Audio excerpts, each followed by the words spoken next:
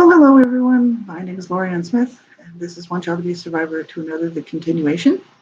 We're looking at Survivor to Thriver workbook manual from ASCA, Adult Survivors of Child Abuse and War Center program. And I'm just waking up this morning and I just had some coffee and trying to wake up. So bear with me.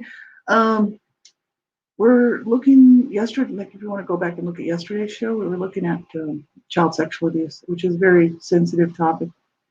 And, for most people, it makes people uncomfortable. Absolutely. It makes me uncomfortable. It's just that it needs to be talked about. And that's why I do this. Because so many, people throughout time have just shoved the issue of child abuse under the carpet. Nobody wants to deal with it. In families, they don't want to deal with it. Society doesn't want to deal with it. And, there's so many survivors out here. So this is why I do this. And looking at the Survivor to Thriver manual from the ASCA, Adult Survivors of Child Abuse, a Moore Center program, which is a support group mainly, a whole bunch of support groups actually out here for survivors of abuse. And that manual, they don't really use it. They use a little bit of it in the groups with the step work. But I'm just kind of reading through it so people have an idea of what it's about. You can get it from the website, and that is www.ascasupport.org. And or if you can just type in your browser ASCA Adult Survivors of Child Abuse, and it'll come up. And that PDF is you can get it as a PDF if you want that workbook, Survivor to Thriver. You can also just read it right online, so you don't have to download it if you don't want to. You can just look at it, see if it'd be useful for you if you're a survivor of abuse. And I used it in my healing journey when I first started out, and it was very, very helpful. And I've used it actually ever since. So it is a very useful tool, and it helped me out a lot. So that's why I'm going through this information for other survivors.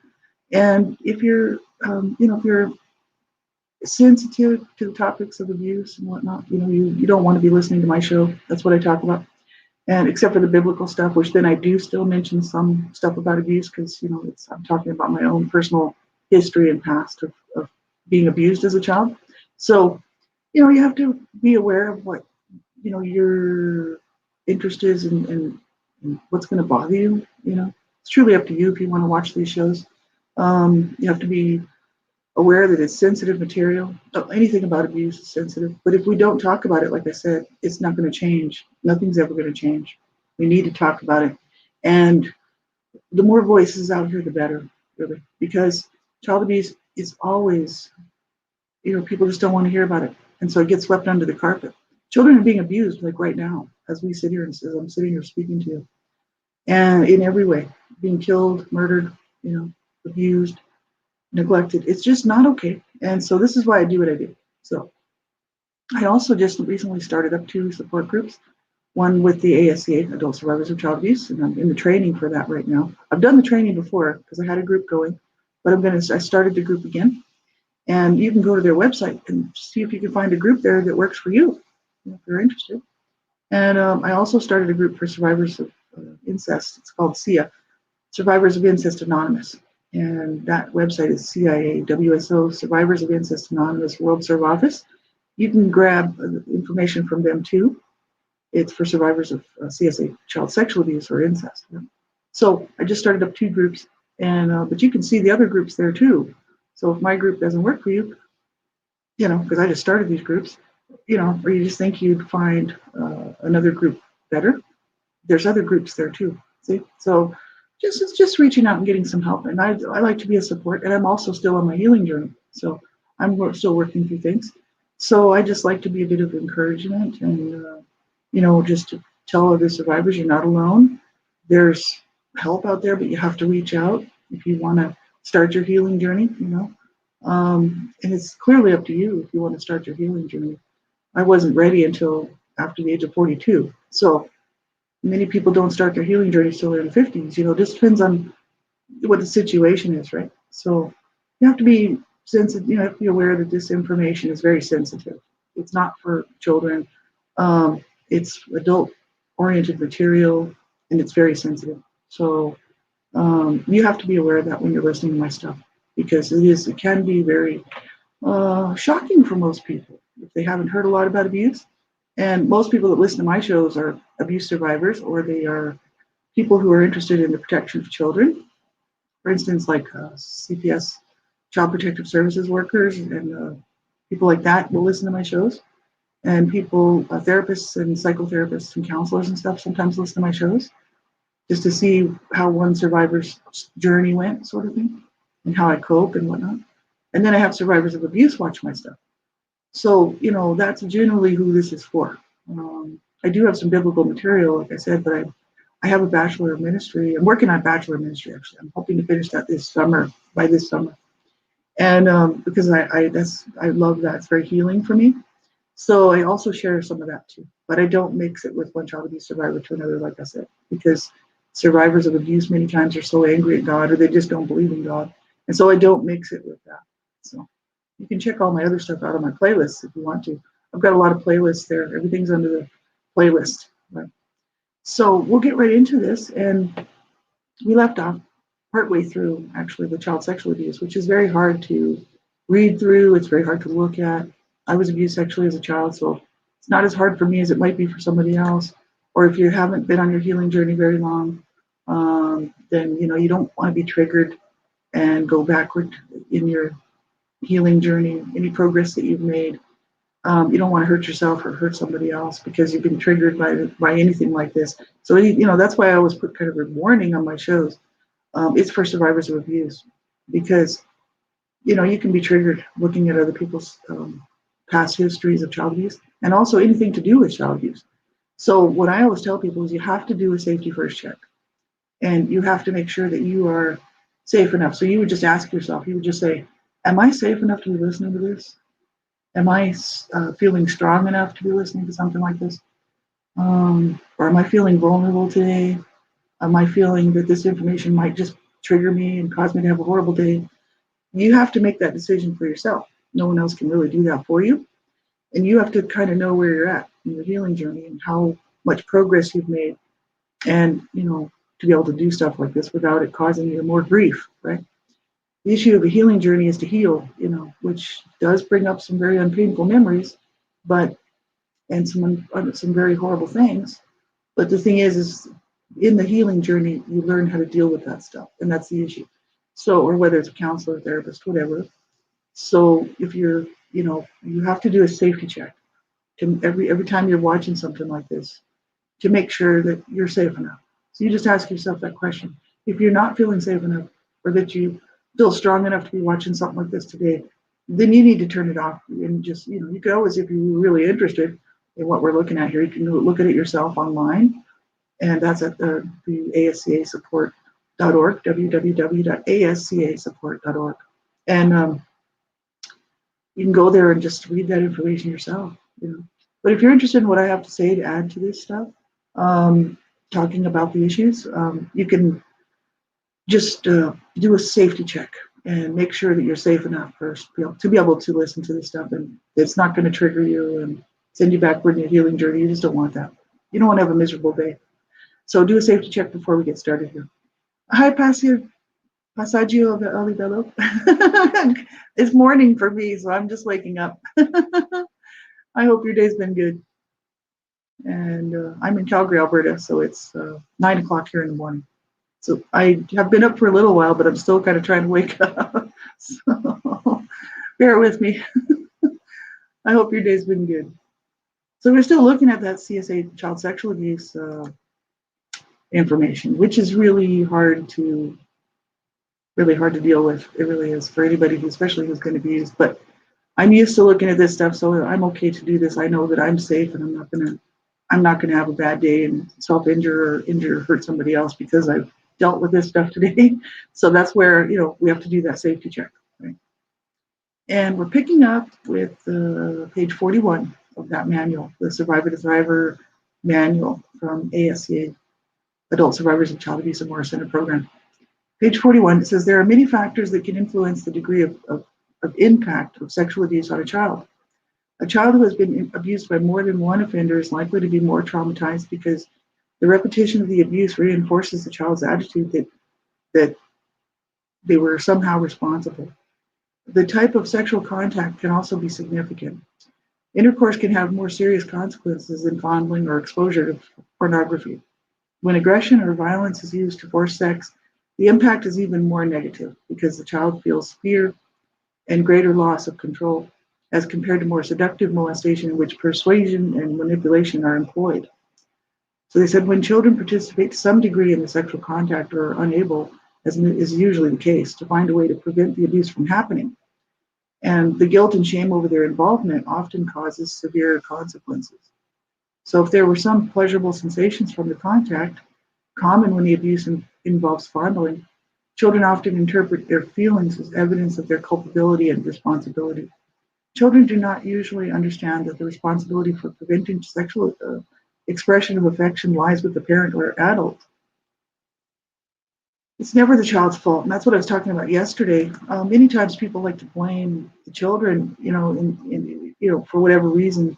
It doesn't matter what type of abuse it is, whether it's physical abuse. They'll put the blame on the children, saying, well, if the child had better behavior, they wouldn't have been abused. That's just not the case. Abusers abuse, and children are not responsible for that. There's no excuse for abuse whatsoever. And child sexual abuse, they always try to make it out to be the child's fault or the victim's fault in any kind of sexual abuse stuff.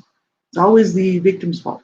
The child was provocative or whatever. You hear this stuff and you're just like, no, the reality is that it's never the child's fault. Never. So if you were abused as a child in any way, it was not your fault. Just so you know that. Don't let anybody try to tell you anything different. If they do, shut them down, shut them out. You don't have to listen to that garbage. People don't have to abuse children, but they do, sadly enough. But they don't have to. And so that's just the issue. So they said in cases where the sexual abuse occurs outside of the home, the reaction of the family is paramount in shaping the degree of impact on the child. So when the family is supportive, gets immediate help for the child, and avoids any blaming or stigmatization, the long-term effects can be lessened. However, when the family does not understand, blames the child for the sexual abuse, or is unable to accept that the child was victimized, the impact can be truly devastating because the family's reaction confirms the child's worst fears that he or she, that the child did something wrong or did not do enough to prevent the sexual abuse. In these cases, the family members become co-conspirators in the abuse because in failing to give the child what he or she needs during a time of tragedy, they may do far more damage to the child than did the abuser. So it is no surprise that children will feel stigmatized by the sexual abuse if their families treat them with disdain and disgust. And that's just the issue for so many people out here, for so many survivors. The family's not supportive, and even if it was outside the family, like the abuse occurred outside the family, for instance, churches, schools, neighbors, babysitters, someone who doesn't belong to the family unit. If that family is not supportive, all they do is reinforce the harm that was done to that child. And so these adults then are dealing with this and no support. Many times, I would say actually most of the time there's no family support because that's the problem. The family's messed up.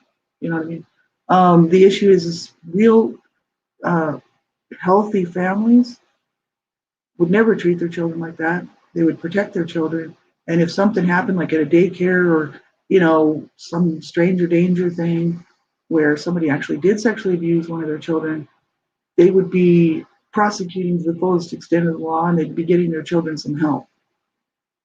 That's what normal, healthy families do. There's very few normal, healthy families out there. That's the problem. There's some, there's obviously some, but they're not the majority. And the issue, and that's why we have so many 60 million survivors of CSA child sexual abuse in the United States. I live in Canada, but the stats are what they are. See, I think it's 60 million. That was the last count, but that's an old number. It's probably more now. It's probably like 70 million, 80 million survivors of CSA child sexual abuse, just in the United States. That's not worldwide. So this tells you our society as a world whole, as a unit around the world, has always had a problem with this, and it still has a problem with this. And This is not okay. And that's why I keep speaking out. I'm like, hey, I don't mind. I got nothing better to do. And even if I'm working full time, I'm still speaking out. I don't care. Even if I have two jobs, I'm still speaking out because I don't care. This is not okay. And no child should ever be abused in any way. And it's families are the last place you usually get support. And I'm not saying that just because that's my situation, which is true, but I'm saying it because of what I've seen through the years, over the last like 12 years, from so many survivors. They just don't have support in their family units at all. Some have, some support, but it's still a problem because it's not a full support. Very, very rare does a family come together as a unit to support a child who's been abused. It just doesn't happen. Excuse me. They said sexual abuse outside the family may have actually increased during the last 20 years because more children are being cared for in daycare centers, after school programs, and juvenile institutions. So there has been a rash of stories of sexual molestation in daycare centers across the country, although proving guilt in these cases has often been unsuccessful. There are even 3 pro-pedophilia organizations operating in North America, all dedicated to finding and maintaining sexual relationships with young girls and boys. I was talking about that just yesterday, or at some point. I think it was yesterday.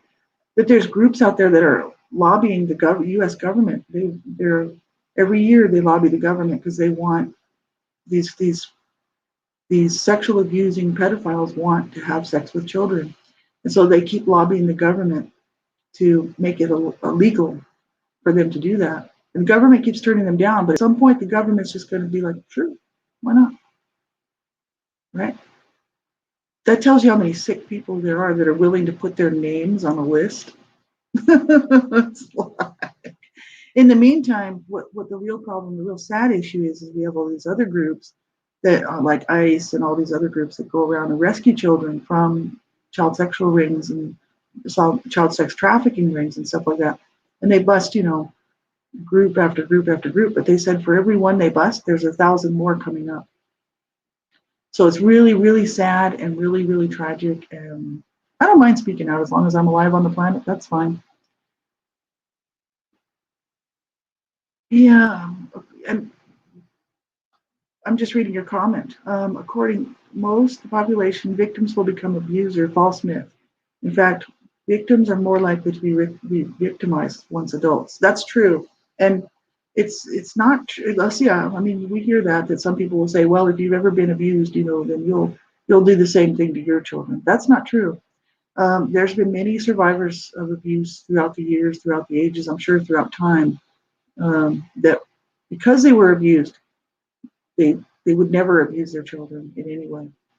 But some people do pass on the cycle. Like I said, my sister broke the cycle.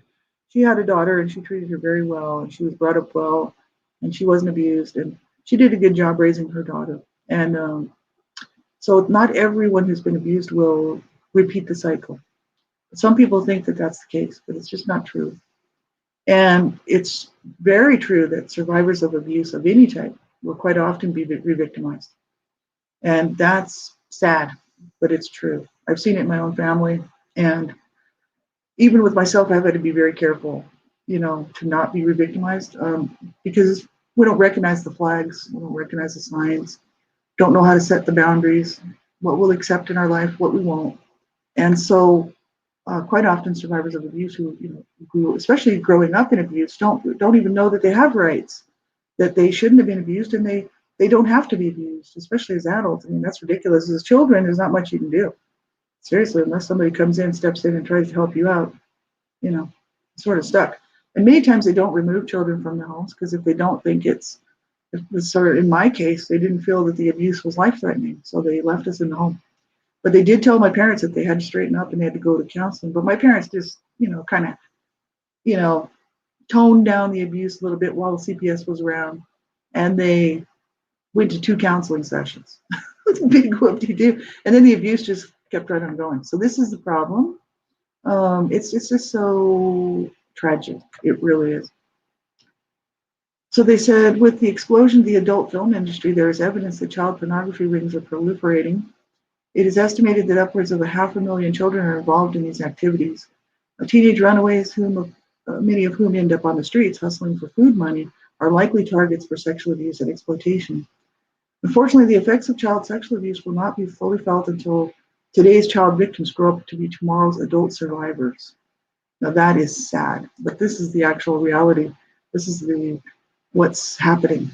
Right? And just mind-boggling the amount of people that are abusing children sexually, you know, sexual predator groups and sex trafficking. I know people who are victims of child sex trafficking, and also I've known survivors who are through the years who are victims of child pornography. And this is not okay. So it's not always a family member. Sometimes it is stranger danger, and in my case, it was a family member. So, but not everyone. So many other survivors of CSA child sexual abuse were abused by somebody outside their family, and it could be a neighbor, it could be a babysitter, it could be a daycare, it could have been teacher, somebody at school, wherever the child is, that's where the abuse is happening. So you got to remember that. Well, a lot of people don't think about that, but it's kind of like whoever has access to that child, that's where the abuse is going to happen. Right? Hi, Chelsea. I hope your day is going good.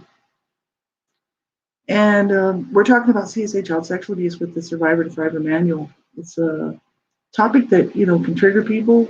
Very sensitive topic. So everybody needs to do a safety check and make sure that you're safe enough to be listening to stuff about CSA child sexual abuse. If it's not going to trigger you today, this kind of thing. Just make sure you're in a safe place and you're like, am I strong enough to be listening to this? Or do I feel that it might bother me? I don't want to go backward in my healing journey or whatever. Just make sure you're safe enough to be listening to this stuff because it is very hard to listen to. This is a Survivor to Thriver manual, and it's from ASCA, Adult Survivors of Child Abuse Amora Center program. And you can grab it for free right off their website. I'll put that link in the chat room, actually. I did yesterday. This is a free download, and you're free to use it. You can download it, or you can just read it online. You don't have to download it. And it's called the Survivor to Thriver Work Manual, right? Survivor to Thriver Manual. But it's actually a workbook. You do the questions in there. It is part of the group stuff that they use for the groups.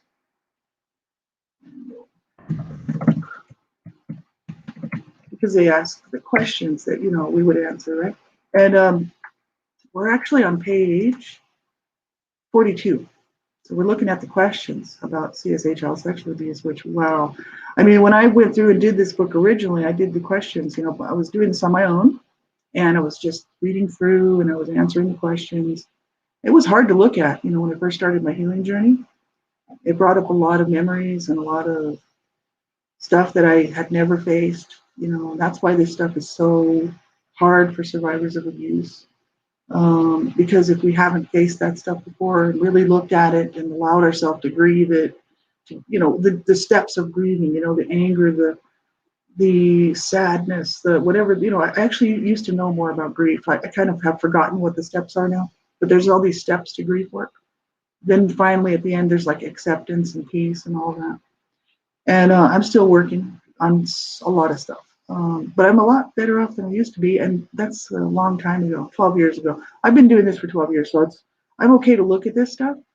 But if you're a survivor of abuse, and like I said at the beginning of the show, I always say, want to make sure that you're safe enough to be listening to this. It's not going to trigger you, and that it's not going to be cause you to go backward in your healing journey. So do a safety check first. Make sure you're safe enough. And you could just turn this off if it's going to bother you, and then. If you feel stronger another day and you wanted to watch what I had to say about this stuff, you can, or you just want to read the book, you can always look at it another day, right? When you're feeling stronger and more able to do this. I have days like that, actually, where I won't work on my stuff. When my husband passed away, I didn't work on my stuff at all. I was already grieving the loss of him, and I just, I couldn't deal with the CSA child sexual abuse or anything else. So I didn't do any healing journey work through that at all. I just maintained trying to cope with his loss. So that's why I'm kind of back on this now, right? Because I need to get back going on it again. So that's what we're looking at. The questions are harsh. I mean, really, they really are. Let me just see here. And this is all to do with the sexual abuse. So we finished the article. Now we're looking at the questions. So the questions are number 6. That's what they have the questions as they go on throughout, right? 6 is, did your parent or another adult purposely expose his or her body to you? These are questions we can answer. 7, did anyone have sexual contact with you when you were a child that left you confused or feeling ashamed? Number 8, were you ever shown sexual pictures or films, or were you ever photographed undressed or provocatively posed? Number 9, were you exposed to your parents' sexual relations? And number 10, did your parents say sexual things about you, make lewd comments about your body, or call you names, for instance, all the names that are associated with sexual promiscuity sort of thing, right? Those are harsh questions for people who have survived that. Because what this book does is, the Survivor to Thriver manual, it's taking an assessment of the abuse, right? So, I mean, if you weren't sexually abused, you could actually totally ignore that whole section, right? Because, if sexual abuse doesn't apply to you, then you don't have to worry about it. I was talking about that on another show. Or if you weren't physically abused, you don't have to look at that section. It's not going to pertain to you, For me, I looked at all the sections because I was abused in every way. So I looked at them all because I'm like, well, I may as well face all of this stuff. But I didn't do the work on the CSA child sexual abuse until after I did the work on the other stuff. So I didn't, I was honest about it, answering the questions, but I didn't actually focus my stuff on any of the child sexual abuse until last, because I knew that was going to be the hardest one for me. So I did I think I started out with physical abuse and then worked on emotional abuse, psychological abuse, stuff like that. And I left the CSA child sexual abuse for last.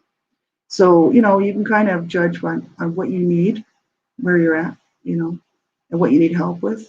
So, yeah, if you weren't sexually abused, you don't have to look at that section. You know what I mean? It's just not going to pertain to you. So you don't have to worry about it. You just look at what pertains to you. And that's what I do.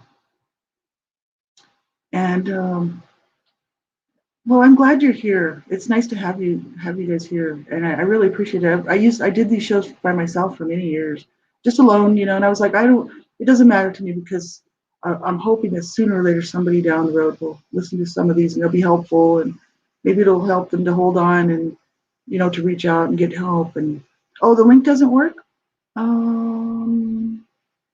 Let me see. Let me just see how. My computer's a little bit slow. Let me see if I can bring it up. And I'll pop it in there. So, because I know that's the website. So maybe it doesn't like the link because I don't have a slash or something in there. / or something. So let me see if I can bring it up. While I'm live streaming, it slows my computer down. So it slows my connection down. So just give me 2 seconds here.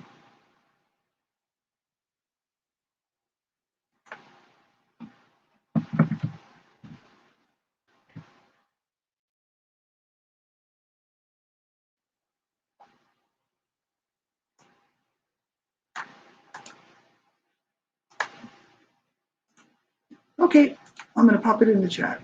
There we go. Maybe it's I didn't have that little / at the end. Sometimes it doesn't, it likes to have that. So that could be it. But anyway, that's where I'm getting this information. So we just finished the child sexual abuse. Now we're looking at emotional abuse. This is kind of taking inventory on abuse. So, like I said, if you weren't sexually abused, you don't have to look at that information, right? But this is it's sort of an inventory at the beginning of the workbook,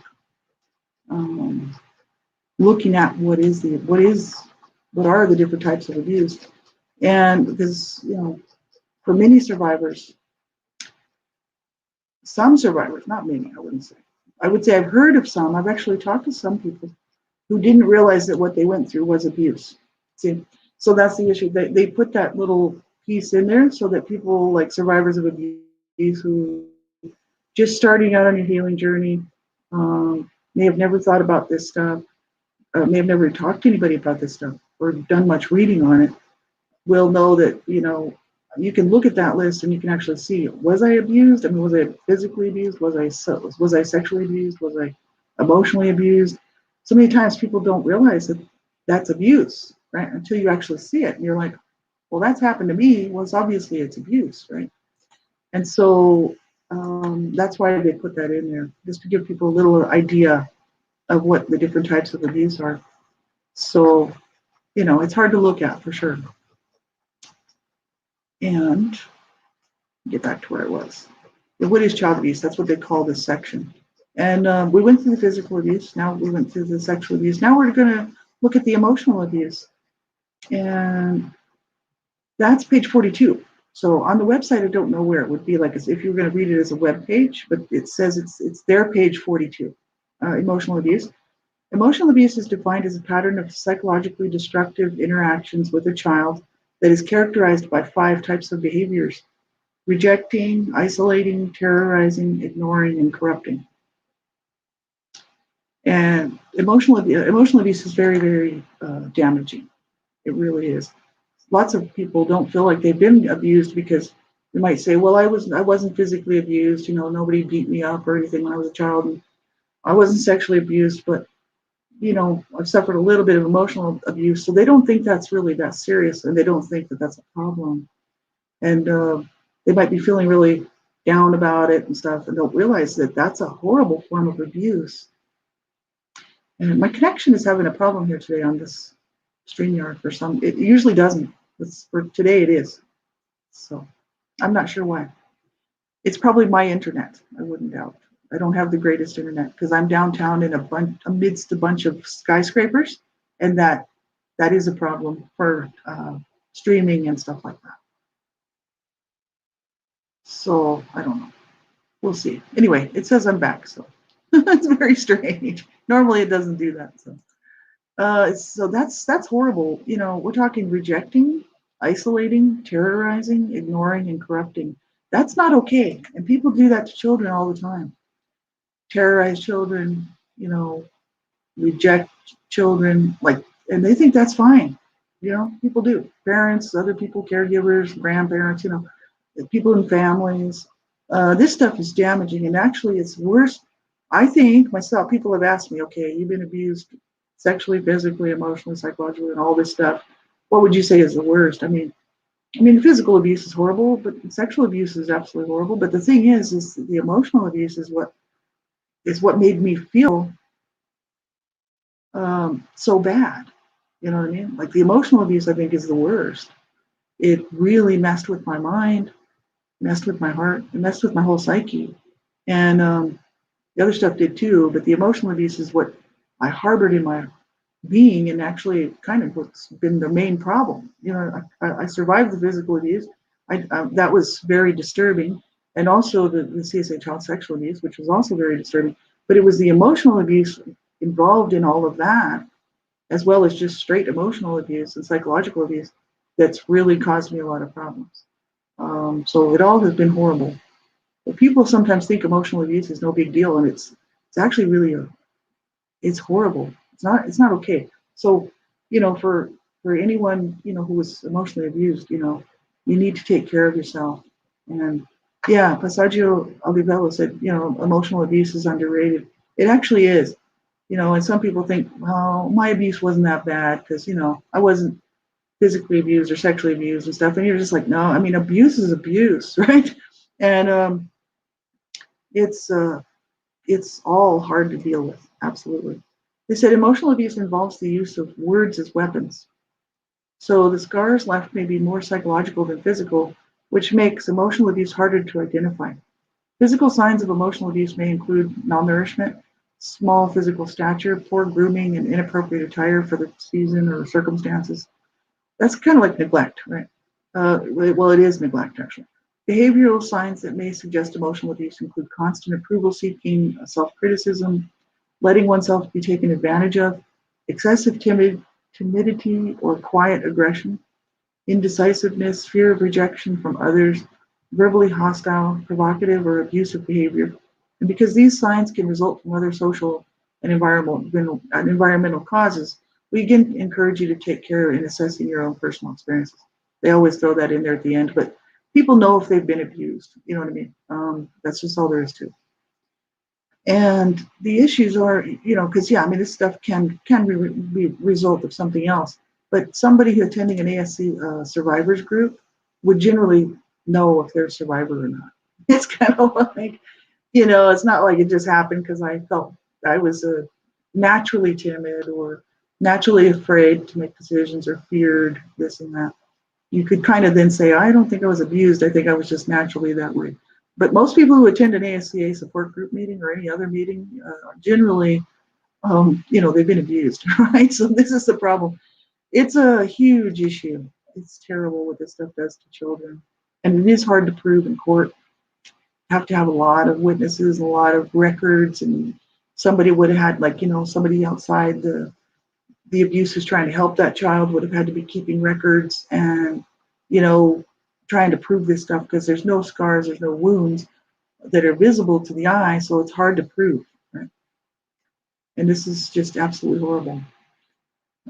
Because much emotional abuse consists of words, and because the use and meanings of words are highly subjective, it's harder to quantify and clarify examples of emotional abuse. But what is heard as abusive language by one child may be the norm for another, although it still may be abusive, even if it is not so classified by the community. Similarly, much emotional abuse consists of acts of omission rather than commission. So there may not be a sign or symptom to point to the evidence. And for these and other reasons, it's difficult to generate accurate statistics on the occurrence of emotional abuse. I mean, emotional abuse can happen anywhere with anybody at any time. But the issue is we're talking about, like, what child abuse is anything that hurts and harms a child with the intent to hurt and harm the child that's repeated over and over again. So, for instance, me growing up, emotional abuse would be my mom calling me all kinds of names, like at the age, like a young age, a small child, being called all sorts of names, and being told that I wasn't wanted and I was a rape child. She didn't say it once, like just out of anger. A parent can have a bad day. Parents can have a bad day and they make mistakes and they try to make it right, hopefully. But the thing is when it's consistent and it's over and over and over again, it's done to wound the child, it's abuse. Right? And so that's how you can kind of tell. You can, what's abuse and what's not. Right? And my mom used to do this to my sister too, so it wasn't just me. That's just how she dealt with her children. Right? My mother didn't have proper parenting skills. My dad didn't either. Right? So they said here, emotional abuse more than physical or sexual abuse must be measured in terms of severity. It is deemed mild when the acts are isolated incidents, moderate when the pattern is more established and generalized, and severe when acts are frequent, absolute, and categorical. So all parents are emotionally abusive to their children at certain times, they said, which is kind of true. I mean, people aren't perfect. No parent is perfect. They just said that. Parents not perfect. And they too are subject to stresses and strains of daily living that may cause them to lash out at others. It is especially important to determine whether there is an established pattern of verbal abuse or mental cruelty in order to label the behavior emotional abuse. Emotional abuse is the least understood and perhaps the most controversial of the three types of abuse because of the confusion about how to define and describe it. It was psychologist James Garbarino who defined emotional abuse in terms of the 5 behavioral clusters described below. So then they go on to talk about it: rejecting, terrorizing, ignoring, isolating, and corrupting. So that's the 5 types. And all of this stuff is very damaging when it's done on purpose to hurt the child. Excuse me, and it's done consistently over a period of time in a child's life. That's where the damage is going to come in. This is not a one-time thing. A parent has a bad day, child gets on the parent's last nerve, and the parent says, sadly enough, says something to hurt that child or, makes that child feel bad in a way that they shouldn't have. Parents are not perfect, but neither are children. And the issue is that's, you can kind of see that's not really abuse. But when a parent continually does this, and that's just what they do, to hurt the child, that's abuse, right? Absolutely horrific. right? So what do we have? 20 minutes. So we'll start this article. We won't get through it all, but we'll just look at rejecting first. Rejection was my biggest problem, I think. I was doing all of this, survivor work. I mean, I looked at John Bradshaw's books. I've looked at a lot of material. Let me tell you, I've gone to support groups, talked to psychotherapists. One of my friends is a psychotherapist. Actually, two of them are, but one of my good friends is a psychotherapist. She helped me get through a lot. But rejection is probably my biggest problem from my mother. Right? Seems to be the harshest. The it's the hottest point of my pain, right, was rejection. And so I still deal with that, right? It's not so much, so I don't care if somebody likes me or not. That's not the issue. It's just this that whole idea that my mother never accepted me and always rejected me, and then she died. It's like, okay, I'm never going to get that. I'm never going to get that acceptance from her. So like I was talking in one of my videos, I have to be okay with that. I have to learn how to deal with that. And it's been very difficult, because I can never go back and get what I needed from her. She will never give it to me. I don't think she ever would have. So this is where I have to be like, okay, I'm gonna have to just learn to be okay with that, and realize that that was not my problem. That was her problem. So rejection is a huge problem for people. I know it is, and it's hard to deal with, especially little children. Being rejected. It's just absolutely horrific. So they said rejecting involves the adult's refusal to acknowledge the child's worth and the legitimacy of the child's needs. So children experience rejection and abandonment when parents act in ways that minimize the child's importance or value. So during infancy, this may involve not returning the infant's smiles or misinterpreting crying as manipulation. In later years, it may include refusing to hug the child, placing the child away from the family, scapegoating the child for family problems, and subjecting the child to verbal humiliation and excessive criticism. And the child begins to think, quote unquote, if my parents don't think I matter, then I must not be very worthwhile. If I'm not very worthwhile, maybe they will abandon me. So that's rejection. Rejecting a child is just horrific. And that's what I went through, all of it. Um, you know, my mother did all of those things. Well, actually, my dad did too, but I didn't care so much about my dad, so it didn't hurt as bad. But for my mom, it was very, very hard. And, you know, just the way she treated me was just horrific. So even without the physical abuse, if there had been no physical abuse and there had been no sexual abuse or spiritual abuse, all that stuff, the emotional abuse would have been enough to put me over the edge. But and that's why two of my siblings killed themselves. They just couldn't deal with it. And it almost took my life. And one of my sisters, like I said, there were four of us that were suicidal. My dad was suicidal and my mom both. I mean, it was a problem in our family. So the others might have been suicidal too. It's just I don't know. Whether my oldest brother Kevin was suicidal, I just don't know.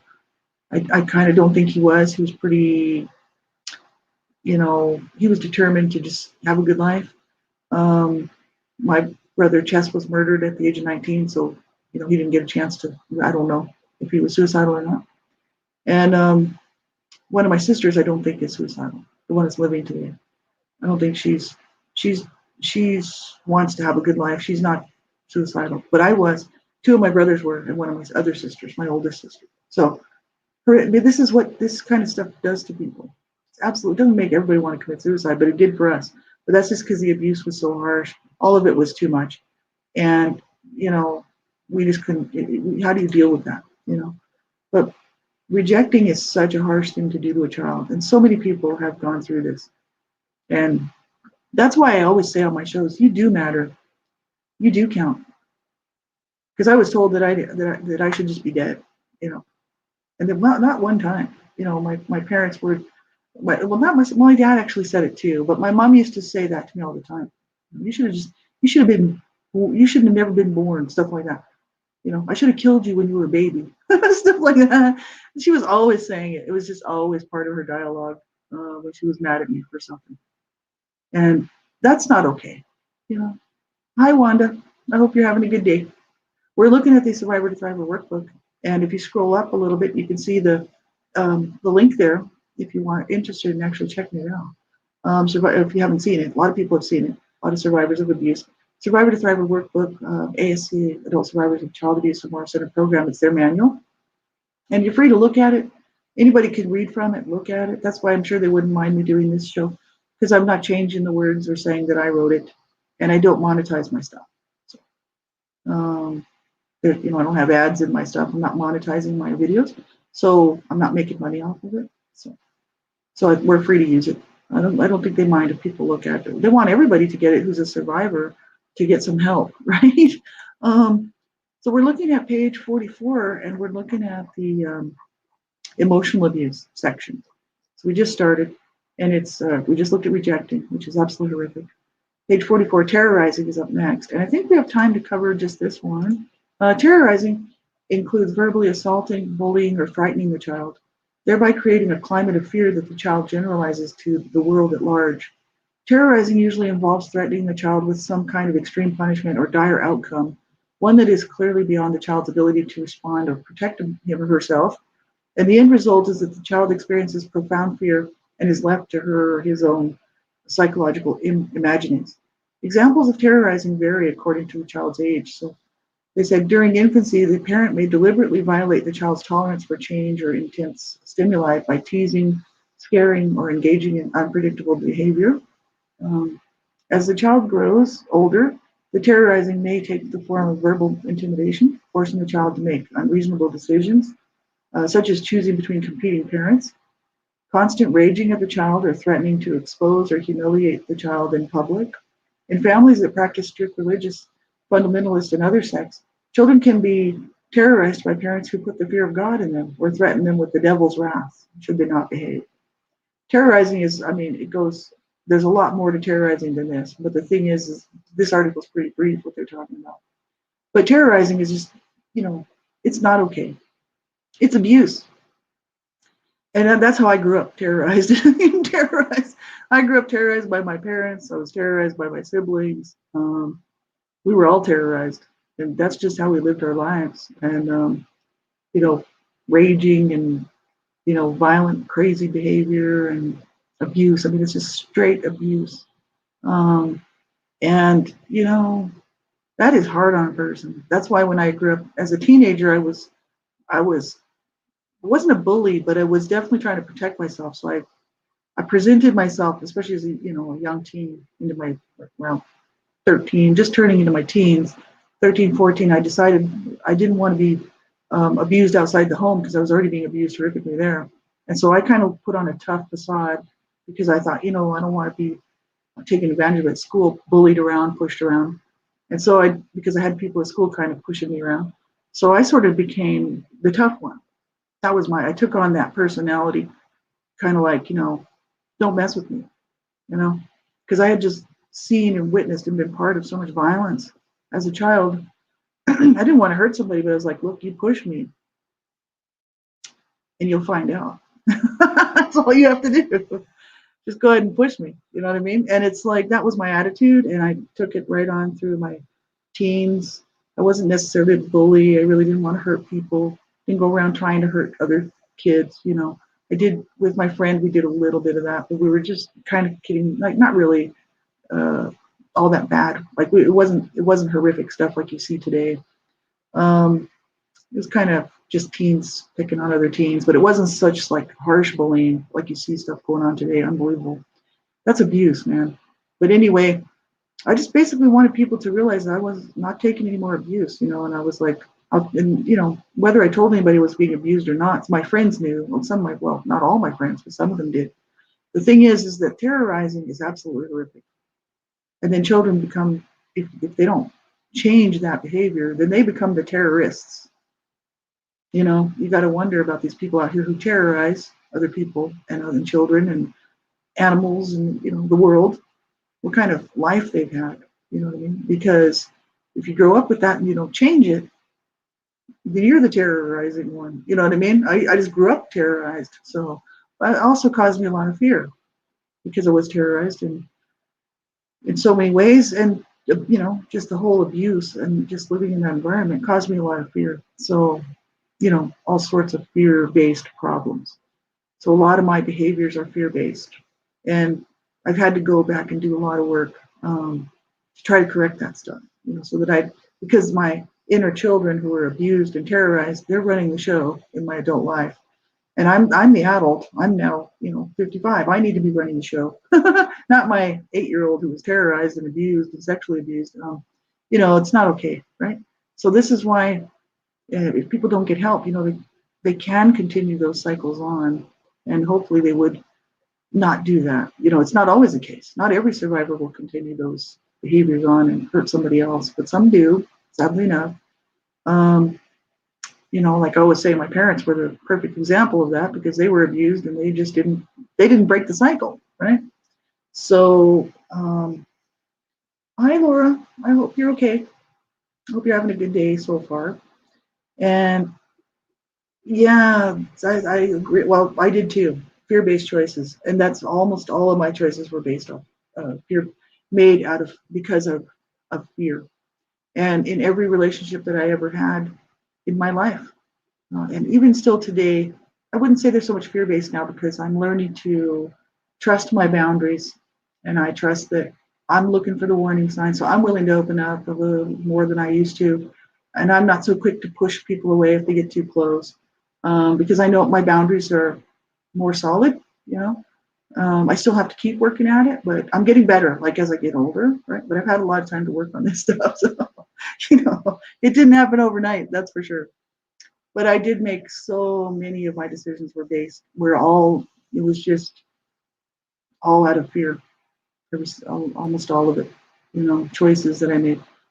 And just as far as the relationship type stuff or, how to do life, it's terrible. And the thing is so many people don't realize that emotional abuse is that damaging, but it's just as damaging, if not more damaging than the other stuff. Child sexual abuse and physical abuse normally do have some emotional abuse. It is almost always the case. Emotional abuse will be part of that. But the thing is not everyone who's been emotionally abused would have been sexually abused or physically abused. So then emotional abuse survivors think that they really weren't abused, and it's like because they don't really realize how serious emotional abuse is. It's emotional psychological abuse is horrific. And that's why I talk about it all the time, because I'm like, look, this is not okay. It's not okay what you went through. It's not okay what I went through. And, abuse is not okay. So, this is why I'm always talking about this stuff. It's so important for people to realize if you're a survivor of any of this stuff, any abuse of any sort, you certainly did not deserve it. It's hard to find support and care. That's why I'm always, telling people don't give up. Keep looking for what works for you, like what works for me doesn't work for everybody. Not everybody likes group support. That's why I tell people don't trust counselors and therapists. See? I don't trust one-on-one, period. Not with a counselor therapist, because I don't want them telling me how to feel, how to think, about the abuse. And it's like, I'll tell you how I feel about it, but I don't want somebody telling me how to feel about it. And so I kind of have never trusted a counselor therapist type thing. My good friend, who was my friend before, and I didn't even know she was a psychotherapist, turned out to be a psychotherapist. And she's a really nice lady, and I trusted her. And she did help me out a lot, especially with the child sexual abuse. I talk about her all the time, Kate Mitchell, because she's really kind of responsible for me getting me this far in my healing journey. So, and she's not a practicing psychotherapist anymore. Unfortunately, she's retired, and but she just helped me out because she's my friend. Well, not everybody has a psychotherapist friend who's willing to help them out, right? So this is the issue. I feel really, some people would say lucky. I feel blessed, because not everybody has that, and I was the recipient of some really good help and care just from a friend who was willing to help me out. So that's awesome, right? So I kind of find the same thing in those support groups. I think it's very healing, but not everybody does. Some people, support group is not the way to go. So I always tell people, whatever works for you, even if it's just self-help. A lot of my stuff, if not all of it's been self-help with support group stuff, right? So whatever you do, just don't struggle on your own. Don't suffer on your own. You didn't deserve that. Nobody does. We all deserve so much better. No child should ever be abused in any way. In any way. I don't care what it is. And we deserve to get help, just like everybody else. And for me, the reason I think I like support groups, especially free support groups, ASCA is free, and so is SIA. That's why I belong to them, because I don't ever have any money. I'm always kind of broke because the rent up here is expensive. Let me tell you, everything up here is expensive. Let's say that's the world now, right? It's not just up here in Canada. It's just expensive no matter where you're at. So the thing is I'm not gonna, and also I decided I was not gonna pay anybody any money because of what my abusers did to me. I was like, there's no way that I'm going to pay because somebody abused me horrifically. I'm like, no. So I just went free group support, and ASCA is free to join. You don't even have to donate. You just join. You don't have to give them 5 cents. That's the issue. Some groups charge like a $5 fee a month or something because they pay rent on the building, stuff like this. But online support groups, it's free. And SIA, for Survivors of Incest Anonymous, which is really for anybody who's been sexually abused, those groups are free as well. So it's just important to get help and reach out, and don't allow yourself to suffer on by yourself. And I'm glad you're all here with me today. This is really, really nice. Thank you for being here. I used to, like I said, it was pretty lonely because I did these for 10 years by myself, really. But that's, I figured, that's okay because the information's out there for anybody who wants to see it. And, hopefully it would help them out, right? Hi, Eleanor. It's nice to have you here. Oh, thank you. I don't have another site, but you actually tried to download from there? Because it is working. I have people downloading from them all the time. They're not, I don't have them anywhere else, like online. They're for sale if you want to buy them, but I don't, like I said, I donate the profits for those books. But the only place I have them linked to is that website. So it should be working because I haven't heard anybody else say that they haven't been able to download it.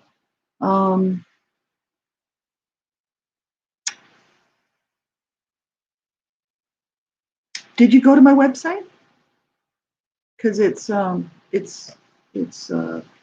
well, I'll just type it in. So it's www.authorloriannesmith.weebly.com. I put it on Weebly because it's free, and also because Weebly, it'll stay there forever. So if you have like a .com and you actually buy your own website, as soon as it's not paid for, they take it off, right? So I thought, well, if I pass away or something happens to me, it'll stay there for a while, so people will be able to get a hold of the stuff. That's the website address. And if you look under the writing tabs, the books are there. But they are, like I said, there's a warning there that you have to download at your own discretion. Yeah, if by downloading them you're 18 and over. If you do download them, you're saying that you're 18, because that's my way of protecting myself.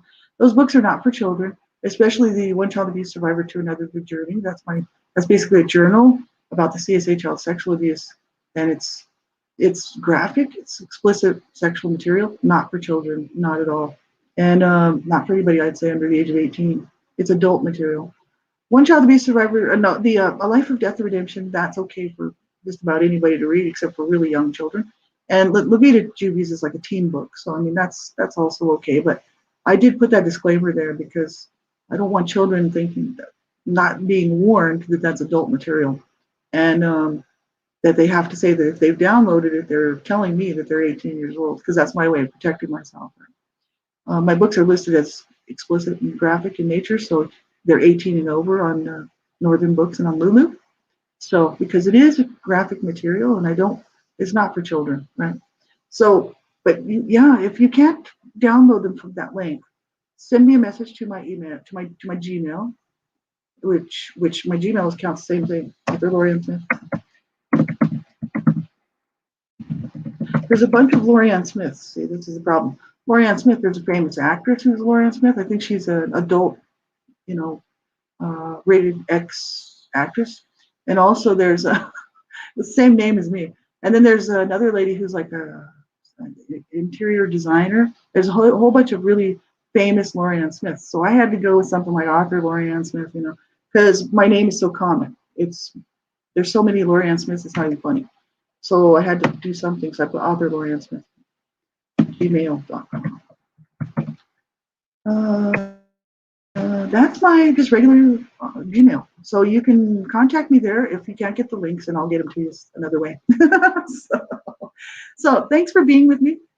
I really appreciate the support. I just love having you here with me, and I hope you have a good day wherever you're at around the world there. And I wish you all the best. It says I've got streaming problems now, but we'll see. There we go. I just wish you all the best. You know, if you're having a hard time, like I tell people all the time, don't struggle on your own. Reach out to somebody, get some help. Right? Call the crisis line if you have to. That's what I'm going to do. If I ever get that low again, where I just can't cope, which hasn't happened since I was 42, so that's many years ago. But if it ever does, first thing I'm going to do is grab that phone and call a crisis line, because I want you to meet me back here tomorrow. I'll be back tomorrow, same time, same place. Have a good day, everybody. Talk to you later.